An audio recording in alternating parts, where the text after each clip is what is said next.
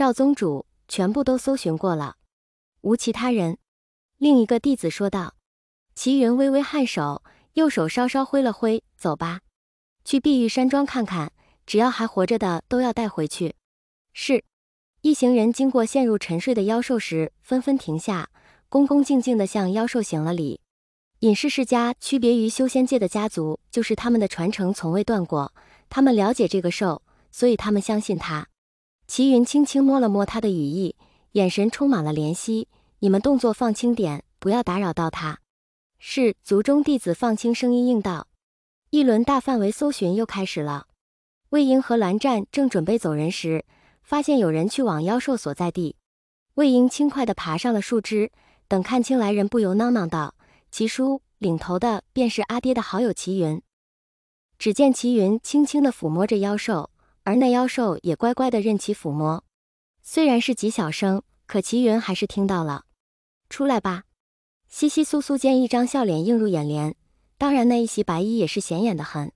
魏婴和蓝忘机小心谨慎地来到齐云身边，两人的动静使得妖兽抬头看了两人一眼，似是埋怨打扰了睡眠一般，把自己的脑袋埋得更深了，还传出一声闷哼。齐云对着两人微微点头。齐叔，这妖兽不是会食人灵魂，你们为何会无事？魏婴虽然知道阿爹和齐叔一直有往来，但是妖兽这件事阿爹知道吗？也许是知道的吧。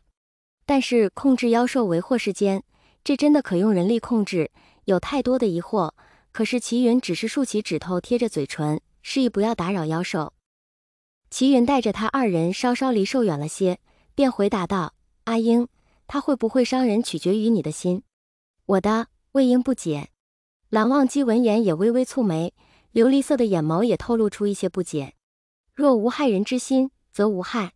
齐云只说了一句，便任凭魏婴怎么磨都没了下文，有些事情多说无益。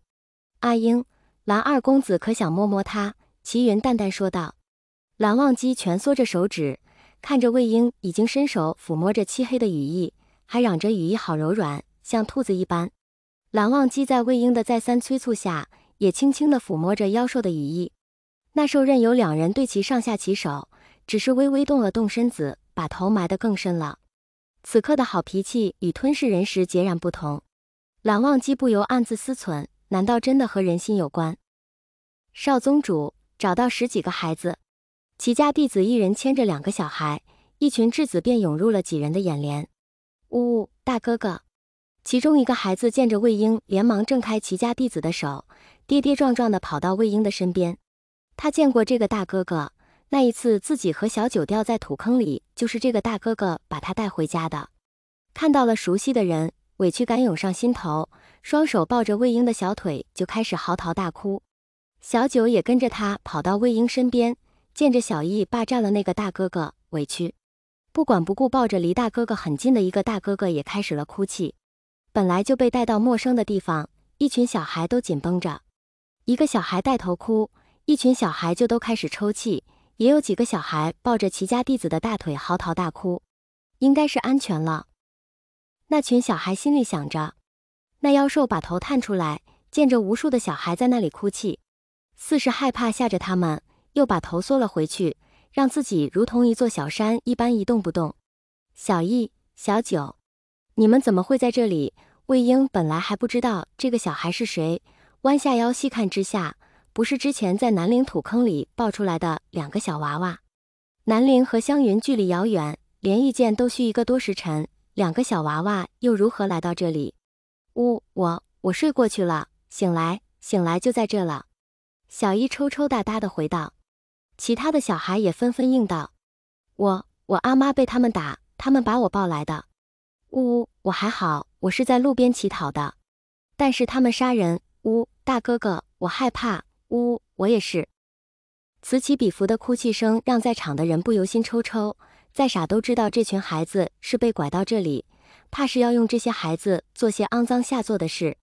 蓝忘机手足无措地看着那个小孩抱着自己哭成一个泪人，终是轻轻摸了摸小孩的脑袋，可换来小孩更撕心裂肺的哭泣。蓝湛，你抱抱他。魏婴蹲下身子，将小易抱在怀里。